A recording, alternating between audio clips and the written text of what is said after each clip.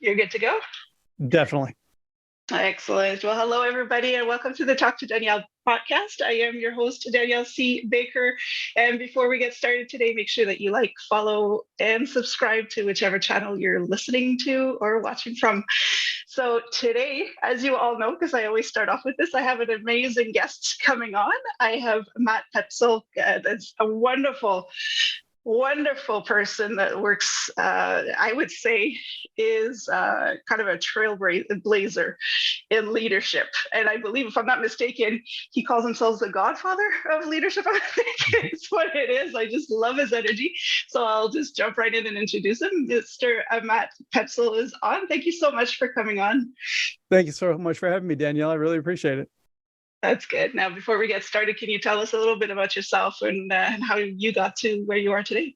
Yeah, it's been a long and strange trip, as they like to say sometimes. I have a non-traditional background. My first real adult job came courtesy of the United States Marine Corps. So I had military service, and I remember it's hard to forget that first day. But the first thing they did was shave my head, and the second thing they did was they jammed a book in my hands it was full of leadership traits. And they're like, this is how we expect Marines to behave. And from the time that you're a private all the way up to, the commandant of the Marine Corps, you are a leader. And I was like, okay, this is happening. Right. I did 6 years in the Marines and really enjoyed going in. I was proud to serve, but at the same time, I enjoyed getting out. I was ready to switch over to civilian life. And I looked and I said, oh my gosh, I'm going to be a 27-year-old freshman in college. That's not going to be, that's not good. I have to catch up on life. So during the last year of my enlistment, I've studied as hard as I could for different classes in college. And I got my undergraduate degree the same month that I got out. So I was able to go to business school right after military service. So for 2 years, I was in a full-time program and got to study leadership and systems thinking and innovation and all these great things. And then I was ready for my first real civilian job, as very, very exciting. And I joined a small software startup. And that's kind of the beginning of my experience in the business world. And so for the last 25 years, I've been growing in the ranks and learning about leadership and managing more complex teams and all kinds of stuff, and just fell in love with coaching and leadership along the way. That's amazing. That's a really nice story. You've been busy. You've been very busy. Yeah. I stayed busy. Yeah. Now you mentioned 25 years in the business. You've seen how leadership changes. So how would you say that your style of leadership has changed going from the Marine Corps to right up into civilian world over that span of 25 years? Yeah, I've had a chance to reflect on it, and surprisingly, it's gotten simpler. And I don't mean that it's gotten easier for me. I'm just saying I've simplified my leadership style pretty dramatically. I think I went through this phase when I was young and insecure as a leader, like a first-time manager, and I wanted to do really well, for the people that were in my charge. And I started to study a lot. I really dedicated myself to studying the craft, and I could just consume books on tape at the time. I would have had a trunk full of audiobooks, and really just was a sponge, which was great. But all that accumulation also kind of made things convoluted for me, because I would try to pack in all this stuff into my leadership. And over the years, I've kind of gone through this winnowing process of taking away things and simplifying down. So there's been this interesting relationship where my leadership approach has gotten simpler and simpler, although the conditions around all of us has gotten more and more complex. But it actually is more effective to simplify down as opposed to try to match complexity for complexity. Yeah, you're absolutely right. And I appreciate the fact that you mentioned that as a new leader, we tend to just go all in because we want to show our abilities, and we're coming in with fresh ideas. And sometimes you can get lost in the theory of it. And so simplifying is very, very good. You do mention, and we'll talk about your book a little bit later on, but when you're kind of describing what is in your book, you talk about how we have a new world of work now. And now more than ever, we need to change. We need new leadership. So can you explain a little bit why, according to your experience, why it's so important now that we change the way that we look at leadership? Yeah, when I thought about it, I started to break everything that you see in the world of work can be broken down into three components. And that's basically what's the work to be done, who's doing the work, and who's leading the charge. Every time. So you mentioned earlier, as the godfather of talent optimization, this fun term that I have, I get to work with organizations of all shapes and sizes with people matters. And it's either our people, are in good shape, we want them to be great, or, we have some challenges we need to work through. No matter what level of organization we're talking about, no matter what the issue is, it always comes down to one of those three things. What's the work to be done? Who's doing the work? And who's leading the charge? Well, when I looked at the changes, the evolution that we've seen, what's the work to be done? Boy, that has changed dramatically. So even 10 years ago, we did not work the way we do today with all of the nature of remote and distributed and hybrid style work, the nature of complex team situations, collaboration off the charts. It's almost unrecognizable in many industries. And even in seemingly blue collar or more traditional like manufacturing space, et cetera, highly digitized. Everything is changing, and we can't fill jobs fast enough for certain skill types. So the work has absolutely changed dramatically, even into the last 10 years. When you think about who's doing the work, that has really changed too. And what I really saw was that during the pandemic, people went through this tremendous reprioritization of their values. What's most important to me in my life, and family and friends, and feeling secure and safe, and these things. And the role of work changed fundamentally. People stopped saying necessarily like, why do I work at this job? They were asking themselves, why do I work at all? Like, what do I want work to be in my life? And they went through this tremendous, and are still going through this tremendous upheaval about reconciling why we work and how is it, powering a lifestyle that we want, or it really led to these dramatic, profound experiential and existential changes that we went through. Mm-hmm. Then it brings us to who's leading the charge. Leadership approaches have not changed, and they have not kept up with the dramatic changes we just described when it comes to the work and the worker. So that led me to sit down and say, what do we have to do differently to approach everything that has evolved? Mm-hmm. That's a very good point, especially with the leadership side of things, where, that part seemed to not have kept up with everything else that's changed. So it's important to bring that subject up and to talk about it. Something that you might enjoy this one too, Danielle. So like I put a fine point on it when I think about the worker, and I mentioned these existential and experiential needs that we have.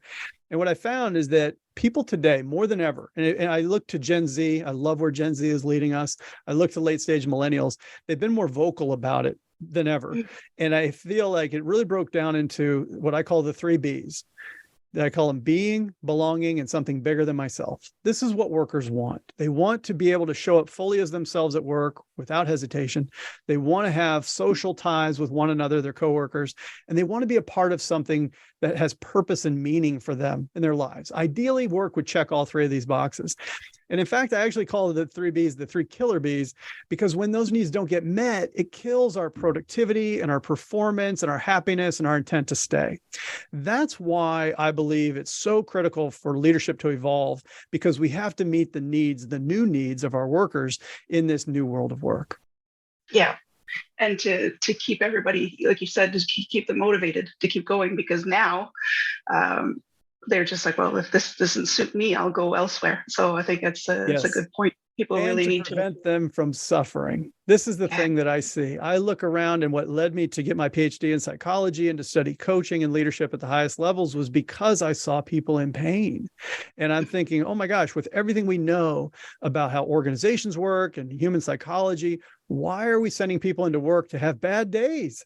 And you have a boss who has some offhanded comment or acts unskillfully with their team, and all of a sudden the team is frustrated, and then they go home and they take that bad work experience home with them, and it's enough of all this stuff.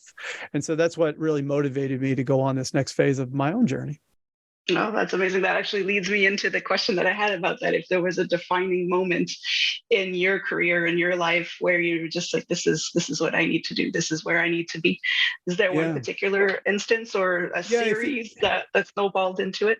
There's a few that I really remember very vividly. And one was before I even began my PhD. This is going back many, many years. I was on a plane. I was going to go out into the field and work with some of our salespeople. And I was at the the airport bookstore and I bought a book. And I remember it to this day. It's called Masters of Success. It was all self-improvement type stuff. And I was sitting on the plane ready to take off. And I had the book in my lap and I was just so excited to be able to read this 100th book of mine on self-development or whatever. And I was like, oh my gosh, what if this would be my life? What if my job would be helping people break through barriers and achieve great things? I was like, could that even be possible? Oh my gosh.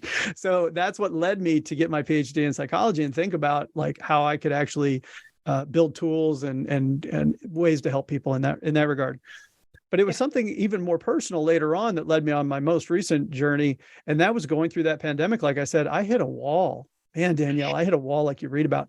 And I was just like, who am I? Like, what is going on here? I did not feel like I was showing up as a leader that I wanted to be with my teams. And I went through the same reprioritization everyone else did. And it caused me to reflect on that and say, something's changed here. And I have to, take a proactive role, take some accountability here and kind of reinvent myself in order to, show up the way I want to for my people and to enjoy the kind of success and happiness that is real, not what we had been sold, before. Yeah. Well, that's amazing. Those are many people went through that, I think, in the last 3 years, where it's just you had to kind of re-question everything. Yeah, it's huge. Can you share with us with the approach that you have in the changing leadership? Can you share with us some transformations that you've seen with the people that you worked with and the results that it gave them? Yeah, when I was experiencing the challenges that I had during the pandemic, it really came at a time that was challenging for me in two ways. One is that I was going through my own BS when it comes to trying to figure out my values. It's not BS, but it's like, it's a lot, you sit with yourself and you're like, I'm not happy. And how am I going to fix this? But at the same time, my father got a call from his oncologist that he had a cancerous tumor on his kidney. And he had went through a surgery and a lengthy recovery and all these things. And it really brought home to me, this question of our own mortality. And I thought, man, we know how this movie ends. So I was struggling in my professional life and then, working with my father and learning about the situation of his. It led me back to something I hadn't looked at for a long, long time, which was this concept of meditation. And there was a book I pulled off the shelf. I remember it's like blow the dust off of it. It's 15 years old. And it was called The Tibetan Book of Living and Dying. And it said basically, we're all going to die. And I'm like, well, that's true. And it says, but when that time comes, in order to die well, we first have to learn how to live well. And I thought, that is not where I am today. So I resumed this meditation practice and I'm terrible at meditation. So I think about work all the time. So I'm sitting there and there's this practice that they have that they recommend where you basically are wishing well for others, and wishing they'd be happy. And basically you start with yourself. And you give yourself that grace, and then you move out to others, and then like your close family members, maybe, and your kids or whatever. And then you move out to maybe coworkers, and then out to strangers, and then out into the entire universe, as it were. And I thought, oh my gosh, it hit me like a ton of bricks, Danielle. I was like, this is how I've approached my leadership journey. I had to learn to lead myself before I could learn to lead others, and then teams of people, and then entire organizations, and then bring that leadership out into the world. So that became the framework that's now the basis of the book that I have, Expand the Circle. So if you can expand the circle of compassion in a meditative sense, contemplative sense, can we expand the circle of leadership? And the answer turned out to be yes. So the transformation that I've seen when teaching this framework to other leaders is a grounding effect of being able to find what's real, that bedrock of meaning in our lives, and find that true inner strength and power, and being able to do two things, which is to turn down the volume on our own self-interest. Right? We need a little bit of self-interest, but then beyond a certain amount, we don't, and turn up the volume on interest in others' welfare and in the mission itself and all these types of things. So there's a lot of timeless principles that were inspired in this framework. And the more I researched it, the more I found that there are Western psychology studies about things like empathy and cooperation and cohesion that have absolutely proven that these techniques work. So to me, it's this really nice combination of 2,500-year-old philosophy melded with modern psychology that gives us a leadership framework that's elegant and simple, but powerful. Oh, I love that. I love the sound of that. Yeah, it's almost poetic. It's great. Now, there's a lot of people. That's why I'm just so happy to have you on today. A lot of people want to see the need for a change. A Mhm. lot of supervisors and CEOs want to make that change, but they don't know. They get overwhelmed with everything when they start looking at it as a bigger picture. Do you have like a tip or some kind of advice or wisdom that you could share with us, where they could start, the one little thing that they could start doing today that will lead their team into a positive direction? Yeah, I always want to begin at the beginning, and to me, it all starts with self-awareness. Where leaders lack self-awareness, nothing good can follow. So it really starts with that sort of awareness of what's important to me, what do I value, what are my strengths, what are areas where there are gaps in my game. Nobody's perfect. I have yet to meet the perfect leader. I know thousands of leaders. I have yet to meet the perfect leader. But after awareness comes, and a lot of people think they're self-aware, but they're actually not as aware as they might like to believe. But when you do the hard work of self-awareness and you get yourself to a quiet place and you really are honest with yourself, you're going to surface some things that you don't love. You just don't. And that's okay. And so the second sort of step when leading yourself that I talk about is acceptance. Can you show yourself the grace and the compassion to not be perfect? Can you not, put all that pressure on yourself? And can you learn to even celebrate some things that you may instinctively try to hide away from the world? But the reality is, when we do that, we fragment this natural part of who we are, generally speaking.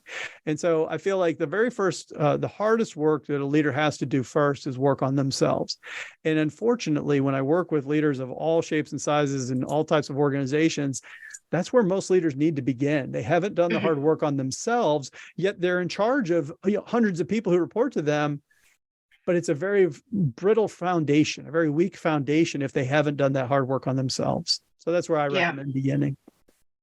Oh, that's good. Yeah, because I find in the old ways they used to say separate self from business, personal and business, but they kind of roll Not into each anymore. other. Sometimes they get triggered, and then Yeah. it's hard to separate both. So, yeah, that's a good It's point. You it's really, amazing. It's a great observation too, because I think that type of separation actually does damage to us, not only in terms of not showing up like, well, there's the weekend me and then there's the work me. Well, why? Hold on. I understand we're not going to ever 100% be the same. We're not going to show up to work in our pajamas, but I do think that we would do better to try to reduce the impression management and try to be more naturally ourselves in all domains, right? The other thing is that the work itself, we feel like, well, there's the work and then there's the people, or that's, somebody who works as a coworker, a peer of mine, and then there's me. There's a lot more connection going on at a subliminal level than we really often realize. We're much more connected. And so the way that the positivity, the gratitude that we can cultivate within ourselves can show up in ways that we can never really even convey, but it is being conveyed. We're always below the surface. There's a lot of dialogue happening between any two people in a working situation. So that's where I feel like the nature of the connectivity and that is it's there. So we might as well, learn about ourselves, develop the wisdom and develop that type of a positive mindset, because it's going to show up in the work. It's going to yeah. show up in the work. And I think the team appreciates that as well, when you show not necessarily vulnerability, but when you're transparent with them, then say, you know what, it's not my strong point, but you're really good at this. So let's work Yeah, together. And usually can give me your feedback? It just really motivates the team it to does. open up to you. Mhm. And I found that the more I'm willing to make myself vulnerable, the stronger the connection is that I have with those around me. And Mhm. it encourages them to be vulnerable too, to the extent they're comfortable with that, in which case it can deepen their own awareness and their own relationship. And what do you think happens then to their being and their belonging, right? It goes Yeah. up. So the techniques that we talk about are not foreign to us. We do them very naturally in certain circles, but we don't do them when we come to work. Why? Why do we not break these things down and understand that, we can be informed by these ancient wisdom practices, and we can just make ourselves willing to avail ourselves of these outdated beliefs and these outdated attitudes? And that's when I talk about, I use a phrase in my book, enlightened leadership. I don't mean enlightened in the Buddhist sense. I mean enlightened in the sense that we're willing to take on new beliefs and new attitudes that are more timely and more necessary than ever. because that's where we can reduce suffering in the workplace. And the best, not the best, but a natural byproduct is the work actually gets better too. That's the part that people feel like, well, if we take our attention away from the technical bits of work, the work won't get done. If we just do all this woo-woo, huggy people stuff, you're like, no, actually, it's the reverse. If we take care of the people and we position them well and we're honest with them and we set them up to succeed, the work is naturally going to get better. But it's a big leap of faith that many leaders and many managers have not made and will not make. And that's going to hold us back. Yeah. It really does, and it has shown, especially for people who started working from home.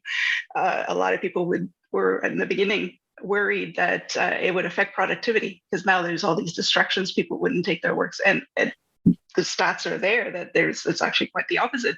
There's been people that are actually more productive when they're working from home. So take that leap of faith, get it done, and work at what works with your team. There's no cookie cutter way of doing it. You just do with what works with your team.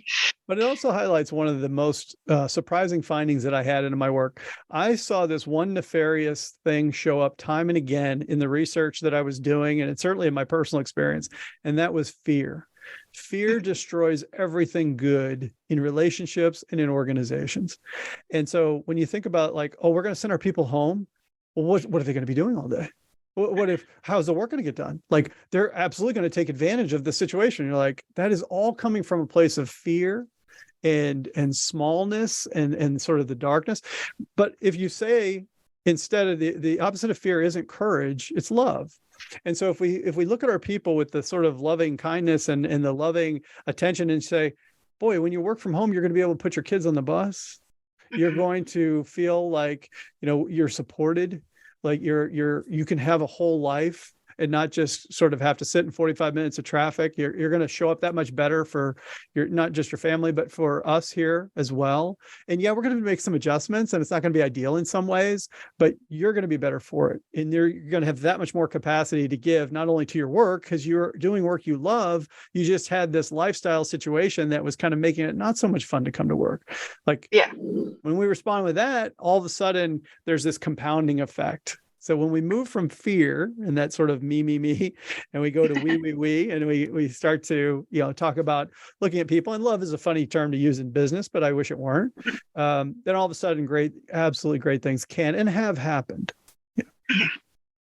I like that you mentioned that love. A lot of people don't want to use that word, but there's so many different types of love and different kinds, the way it shows up. So there's got to be some kind of appreciation and mutual respect amongst the people. So that's what needs to change, and I'm glad you brought that up. Now, I could talk to you all day, honestly. I have so many questions for my own personal interest, and I'm going to try to stay focused here. Is there any advice or wisdom you wish you would have had sooner to make your life easier? Is there something that you'd like to share with us? I have a keyword for this year. I'm one of those guys. I like to have a keyword for my year. And if it had been my keyword back when I was just starting out, I think the trajectory of my life would have been, I'm not going to say it's better, but could have been different. And that is enough. You are enough. I have been a validation seeker. I have piled up accomplishments after the Marine Corps, after the PhD, completing Ironman triathlon. I could shovel as many accomplishments as I could into that hole in the ground, and it would never be filled. But when I slowed down and I started to reconnect with these wisdom practices and realize I am whole and I am enough and I do enough and I'm worthy of all these things, boy, it's just been so much lighter. I'm better. I show up better for my people at work and my family and people out in the world. That's definitely a piece of advice, is that we feel like there's something missing, and that if only we get that title, if only we get the promotion, the raise, if only we make a certain amount of money, if only, and we defer our happiness, and it just comes from a place that can't be satiated. So if that resonates with anybody out there, please borrow my keyword. You are enough. And you can't really control what the universe has in store for you per se. You can stack the deck as best you can, but it doesn't make you enough when you pile on these achievements. I'm very proud of my achievements, but at the same time, I now appreciate them differently than I did in the past. They weren't designed to complete me. I was never incomplete. And if anything, I've given myself permission to be whole and to sort of allow that energy to more naturally flow through me instead of fragmenting it and saying, well, oh yeah, but I'm not this, or I don't have this title, or I don't, I haven't done this yet. It's like, no, I put all that stuff to the side. Yeah, that's a word that saved me too. That I am enough, and the disease to please just kind of tapered down, and you do feel lighter. You do feel like the weight of the world is off your shoulders. And I work, I work with children a lot, and families where they put the focus less on achievements. People will congratulate you. Children get attention when they've done something to adults' expectations. So if we move away from that and just focus on how they got there and their own self-improvement and pushing themselves to where they are comfortable with, as opposed to what they've accomplished, it saves a whole generation that grief of having to fill that hole, because you're just digging deeper hole as you go along. And a lot of people will probably ask the question, like, well, what do I do then? How do I, I need something. How do I know? How do I get feedback? And I would say that one thing that I've also learned as I've gone through this is I've learned to follow the energy. Where I have good energy in an activity at work or an interaction or whatever it might be, only good things come of that. So being aware of where that good energy comes from is important, but also taking advantage and learning, sort of how you're wired. I found, for example, in the process of writing the book, I can do my best writing in the morning when I have to do creative writing, like blank page, get some words down kind of writing. But I don't do my best research in the morning. It kind of squanders that creative energy. So I would find that actually when the workday was over, I could sit down and have Jeopardy or Wheel of Fortune on the TV and do my research. That I could do. I still had that part of my brain was still working. So following the energy and stacking your day so that if you can rise early in the morning, if you're into that, then you could have that kind of energy and have the quiet space to do certain types of work. If you need to work out in the middle of the day to re-energize, follow energy. Energy is sort of a signal that things are either in need if you feel depleted, or that things are really exciting to you. And it may not always be exciting. You may not always be into this type of a project at work, but if you are, feed the energy, follow the energy. That's another piece of advice I could have used about 20 years ago. I love that, especially when you take on a project, you feel like once you get into it, you need to keep going until it's done, but that usually can lead to negative results. So I like that idea. That's a good point. I really like that. How do you, because you're a busy man, how do you find balance between life, family, work, health, all of that? What do you do to keep that balance? Yeah, I think I used to struggle with it more because I tried to seek balance as you're describing it. And what I've learned is that it's not possible to really achieve balance, in my opinion, because balance makes it seem like everything is equally weighted. And that's kind of gives you that equilibrium. But the reality is sometimes I find that if I'm flexible, I'd rather be flexible than balanced. And flexible means that, for example, if let's say that kids are wanting to go on a vacation, they've got a school break, I'm going to go heavy into family mode at that point. And I'm going to go a little lighter on some things necessarily like work. But when that's done, I might go through a period where I'm heavy on work and a little bit lighter on family or on health, even if it's like a big project for 2 weeks and I can really lean into it. But then if you're constantly saying to yourself, oh, I'm out of balance, I should be spending more time with my family, or I should be spending more time at work, or should be spending, I shouldn't be out of shape like I am. Well, all those shoulds, are going to pile up, and it's not possible to really check all the boxes at once all the time. Nobody has that much capacity or energy. So to me, it's not about trying to maintain this fictitious state of balance as much as it's sort of seeking on average to be balanced, but to follow the sort of depth of what I need to be focused on at any given time, and to be flexible enough and accepting enough of my own limitations, to be honest with you, to be like, my kids are okay if I spend some time at work, as long as, it doesn't get out of balance. And I'm inflexible when it comes to them because I'm like, oh, I'll work all the time. That wouldn't be as good. All right. I like that. I'm going to use that word now. Flexibility. There's got to be a fluidity, because throughout the year, things change as well. So the amount of time that you focus on one thing will not be the same in a couple of months. So it's important to keep that flexible. When you think I about the like that. opposite of being flexible is being like rigid and feels Yeah. very tight and very brittle. Like that's not really good in a world that is throwing us surprise after surprise after surprise. It's like, hey, pandemic, hey, remote work, hey, have some economic headwinds. Okay. Oh man, I guess we'll deal with this now. Who knows what's around the corner? So being flexible is like almost like you think mind like water, right? So Yeah. if we can be a little fluid and flexible and also communicate, like if I say to the kids, look, I'm going to go through a very busy 2 weeks because I have a deadline. Can you help me out in these ways and make them a part of it? They'll go there with you. It's when you Yeah. don't communicate and you're rigid and they're bearing the brunt of that. You're no fun to be around. Yeah, they're gonna be like, forget you. Yeah. Exactly. Especially as they get older, they get verbal too. Yeah. They do. They No, certainly do. yeah. Now this is where I've been waiting to ask you this question. Let's talk about your book and anything else that you got working on. Can you tell us a little bit what's going on? Yeah, it's And all book all the time right now. I think I'm very excited about it. Expand the Circle, Enlighten Leadership for Our New World of Work comes out in March, and it's been such a journey for me. I've really enjoyed sitting down, getting still, getting quiet, listening to sort of what would emerge, and it was a chance to reflect over the course of my leadership journey, and realizing that despite military service, despite 20 years of working world experience leading teams, and despite studying leadership at the PhD level, I still hit my limit because I denied the fact there's this ancient wisdom and these sort of traditions that have known for a long time exactly what we're going through, because at some level it's human nature. Humans have not changed that much in 2,500 years. Even though our circumstances have changed dramatically, at our core, we still struggle with some of the same ego-related issues. So to me, it was a chance to sit down and say, okay, that's fine. I love these ancient traditions, but we had to reconcile them with Western psychology, and so I have over 100 research studies that I cite in the book, because it was important to me to ground it in Western science as much as I did have it be inspired by Eastern philosophy, admittedly.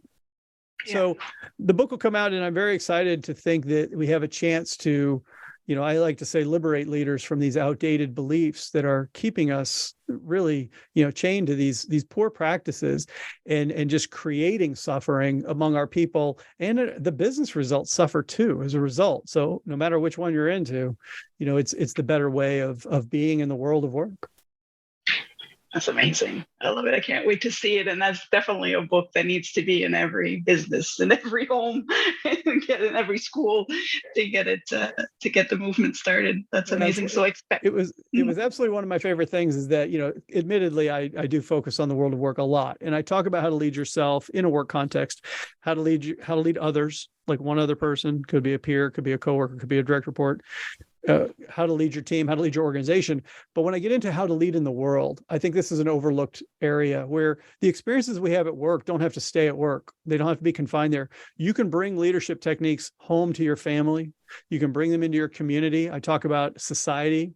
I talk about the planet, and I talk about beyond, things that are even beyond our own understanding. How do you show up as a leader in those domains? It's absolutely possible using the types of techniques that we know how to do. We just need to remind ourselves in some cases to do them.